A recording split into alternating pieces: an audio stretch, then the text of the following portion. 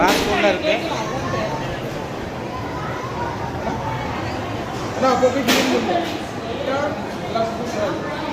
இப்போ இது மாதிரி தூசிக்கலாம் கொஞ்சம் விளக்கமாக போட்டு விட்றப்ப அங்கே காற்றுல வரும்.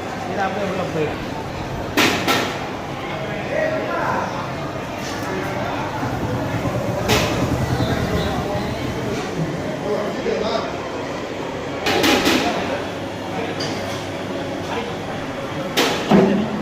அப்படிங்க இதுக்குள்ளே வந்துடும். அப்படியே நம்ம இது பண்ணிக்கலாம்.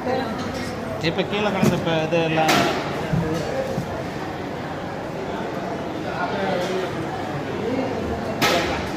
இந்த ட்ரெஸ்